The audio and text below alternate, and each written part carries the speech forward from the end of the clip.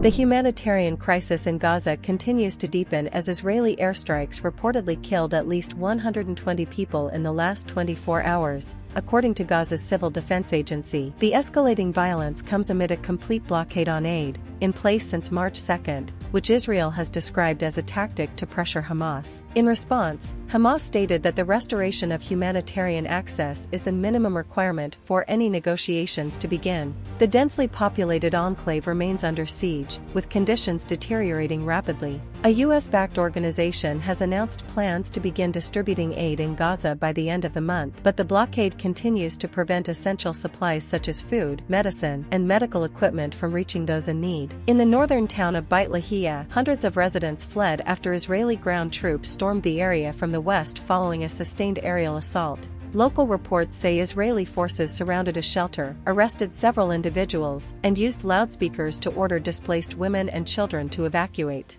Hamas condemned the offensive as a barbaric escalation and urged the international community to hold Israel accountable. The crisis has prompted growing concern in Washington. More than 24 U.S. senators introduced a resolution urging the Trump administration to use all diplomatic tools at its disposal to end the Israeli blockade. Senator Peter Welch highlighted the catastrophic humanitarian consequences, stating that over 500,000 Palestinians are facing starvation while aid trucks remain idle just across the border. This is not just a humanitarian failure, it's a moral one, Welch said, describing the blockade as an intentional policy of starvation. As the violence intensifies and humanitarian conditions worsen, international pressure is mounting for immediate action.